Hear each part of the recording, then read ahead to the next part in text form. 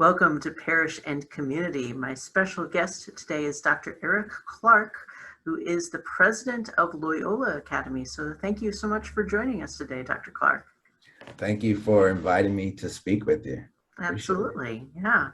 Tell me how you would describe Loyola to those who may be unfamiliar with it.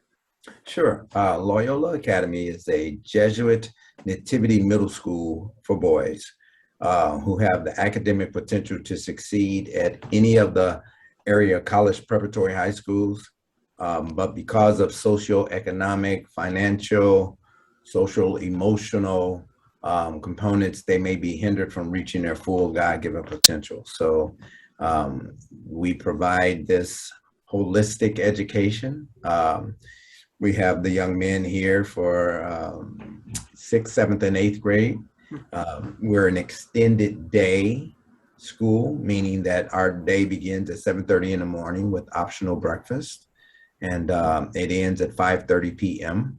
Wow. And we're extended year. So like today is the first day of school. And so we'll go probably during normal times, if you will, if there will ever be normal times again without COVID. Normally we would go the beginning of August through the middle of June. Wow, okay. So yeah, we're a 10 and a half, 11-month school year. And we consider ourselves an 11-year program. So we have them here for 3 years, 6th, 7th, and 8th grade. And then when they move on to these college preparatory high schools, we follow them through high school, making sure that they're transitioning well, becoming acclimated to the school. And then when they move on, hopefully, to successful employment or whatever that success looks like for them. Some of them it's college, some of them it's trade school, some of it is military, whatever that looks like. We help them reach that goal as well with our graduate support program. Wow. So what does that look like, that outreach to the kids that have come through your program?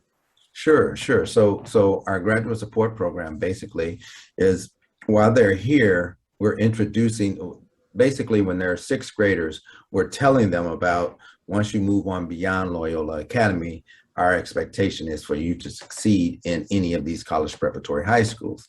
And then we talk about the high schools and our expectations. And then when they become 7th graders, we actually take them on trips to those high schools. So whether it's a St. Louis U High, DeSmet Jesuit High, CBC, Quatna Ritter, Vianney, etc. We start taking them on trips during their 7th grade year. And then their 8th grade year, they go back to, they narrow it down to 3 that they choose they will want to see again. Then we take them on those trips, have them fill out the proper paperwork through the archdiocese, et cetera, and so forth. And so that's the 3 years while they're with us here at Loyola Academy. Then when they move on to these college preparatory high schools, we have our counselor who follows them and transitions them through the high school. And she follows them from 9th grade through 12. But when they become 2nd semester juniors, we have our college counselor who takes over and helps, but what overlaps with our high school counselor, and then takes them on to whatever that success would look like later on in life. That's incredible. And how long has the school been around? Sure, it's been around since 1999. So you've had a few of these students come through at this point. Yeah. Our oldest graduate is probably 33 right now. Yeah. Now, you mentioned this was the nativity model, and I did a little reading up on it, and other schools in the area, like St. Cecilia, St. Louis Catholic Academy, Marian Middle, is also similar. So is that model what you just described, the extended days, extended school year, following them along? So there's a network of schools nationwide. It's probably about 46 to 50 schools. And as you mentioned, there are 3, well, at least 3. No, there might be 4 or 5 that are here in St. Louis. Loyola Academy, St. Cecilia's, Marion Middle, and then under the Archdiocese, you have St. Louis Catholic Academy. There used to be, gosh darn it, I forgot the name of the school down on Grand, but that ended up closing. And so I think also Sister Thea Bowman in East St. Louis Right. has become that. But anyway, yeah, so those schools are part of the Nativity McGill Coalition. And like I said, nationwide, there are about 46 schools. And that coalition is very strong in kind of supporting each other, right? Is there a lot of interplay between those schools? Yes, we have national conferences. We also have regional meetings. And we constantly are meeting with the Archdiocesan schools, and then St. Cecilia's and Marion Middle. So but the key, the glue, if you will, that combines us is that graduate support program. Okay. Now, the graduate support programs may look different amongst the schools, but it's the same ideal of making sure that a young woman or a young man is successful. Yeah. You came to this career path into education, I understand, through a bit of a circuitous route yourself. You yourself are a graduate of Jesuit schools, I understand. I am. But you wanted to do a more like Fortune 500 company. So what brought you to this desk? I'll say God. To be honest with you, God. I got my when I went to undergrad, I got a degree in psychology, and then I got my master's in psychology with emphasis in industrial organizational relations. What I wanted to do was, as you spoke, to be in charge of a human resource Fortune 500 company. Meanwhile, after getting my master's in that, the companies that I applied for, they say, "Oh God, you got great, et cetera, but you don't have the experience." So I said, "I can't get the experience unless you give me experience." So anyway, so I was working for the City of St. Louis Board of Election Commissioners. But while I was doing that, I was volunteering at my alma mater, St. Louis University High School. I was volunteering there among other African-American alumni who were concerned that for the lack of students, African-American students that were coming to St. Louis U High, and if they were coming, those who were not staying, but also concerned with the lack of diversity among the faculty and staff. Sure. So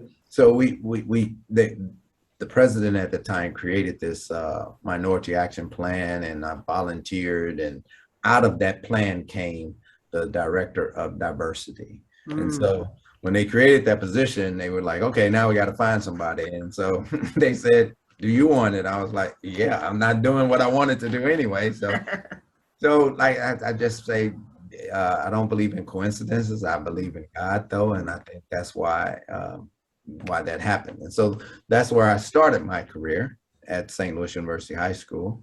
I started off being the director of diversity. I did that for 3 years along with other job duties.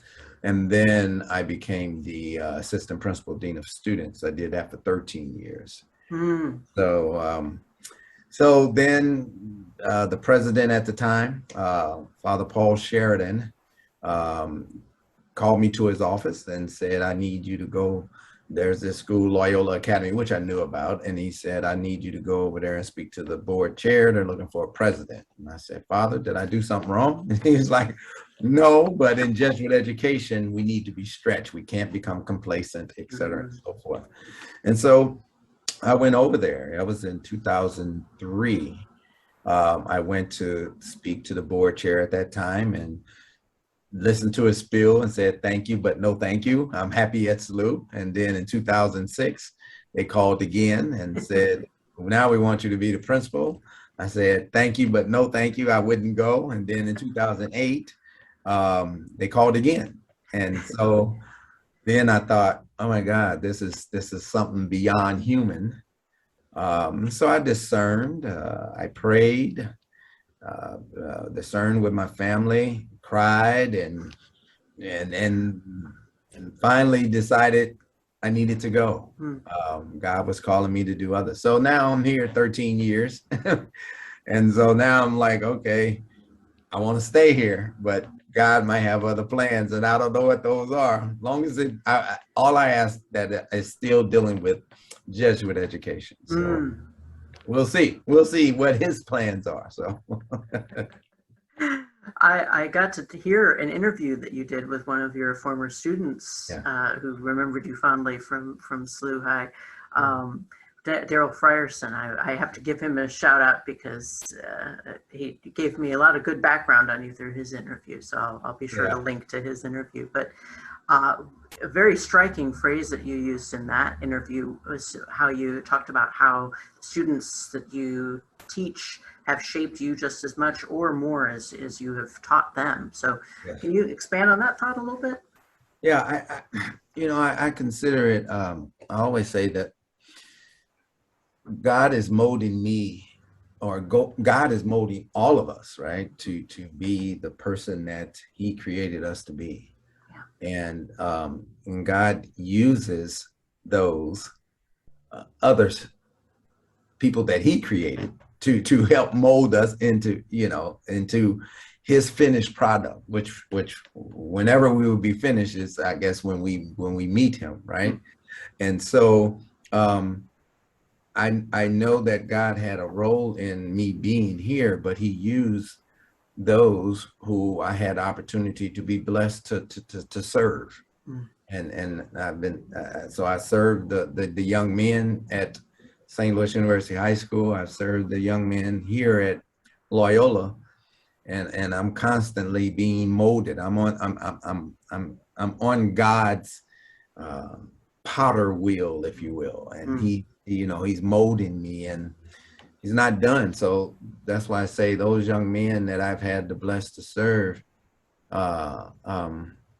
they helped me become the man that God created me to be thus far, and I say those young men, of course, women, I had a strong mom who, she raised me. My mom and dad divorced when I was 3. So she raised me and my sister through Catholic education. And so, I have strong women in my background as well, my wife as well. But these young men that I've been blessed to serve, they've played an important role in my life.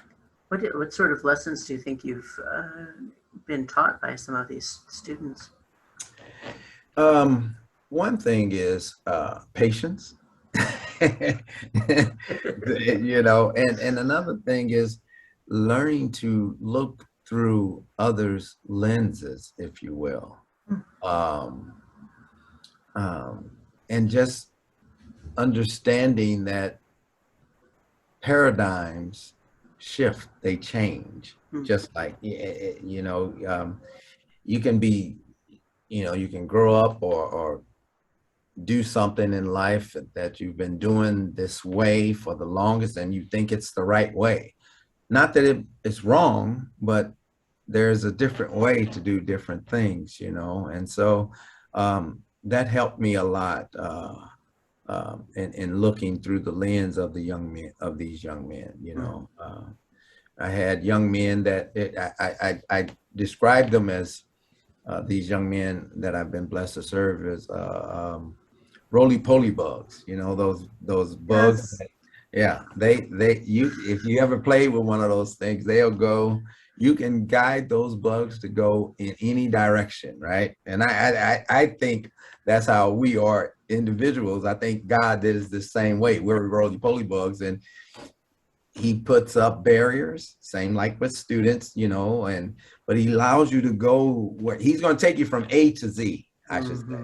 You're going to have some bugs that go in straight lines. You're going to have some bugs that go in circles. You're going to have some bugs that go forward, back, and etc. But he guides us through. And I felt that that's what I was able to do with these young men, guide them, help them reach the plan that God created for them as well. So Well, and I'm sure if they have the wrong encounter with somebody, they'll That's right. roll up That's into right. that ball too. And I always said this. I said this when especially when I was at SLU, and those bugs. Sometimes we need a little pressure put on us because sometimes we have to change our paradigm, right? Change our thinking, change our ways, and God, does the same thing. Put a little pressure on us, take us through the ups and downs, etc. And sometimes we curl up, then we open back up, and then we're on our way again. That sort of thing. And then, like I remember telling parents this. I won't put too much pressure on them because when you put too much pressure on those bugs, you squish them. So I'm not going to do that. So anyway, but yeah, I love using analogies. So yeah. What's your vision for the future for Loyola Academy? As I tell people, I would like to put Loyola Academy out of business. I would love for it to fold. I would love for there not to be a need for Loyola Academy. We're serving young men who are who are in the marginalized, right? Who are 85% of them are coming from a single family home led by a matriarch of some sort. 90% of them are at the poverty level or below. There's so much inequity that's in education right now. And we're trying to do our little part that we can do to rectify that situation. And so the vision is, I would love for it not to exist. However, it's going to exist. So now our vision is to eventually, we're in the midst of a strategic 5-year strategic plan. And eventually we would like to go down a grade or two. Okay. Research says that, young people are from birth learning to read up to the 3rd grade. And then from 3rd grade on, they're reading to learn. Unfortunately, we have so many that have not learned to read by the 3rd grade, and then they are falling further and further behind. And so you just know the inequity that's going on in education. Yeah. And just Loyola is just trying to do our part, So the goal is that we will go down to another cohort whether we will be, starting off a 4th, 5th grade cohort with the thought of, hey, who knows, maybe we even go lower when we get more monies in order to do all of that, because all of this costs money, right? And so, so that's the vision, that we will be able to do that and to give a top-notch education to these young men, so they will be continue to be successful. That's really exciting. I hope that vision is realized. So we'll keep our eyes open, and I will link to the school's website Awesome. in this interview so people can check it out when they get done hearing from us. Thank you so much, Dr. Clark, for your time today. Oh, thank you. I appreciate you. Thank you so much.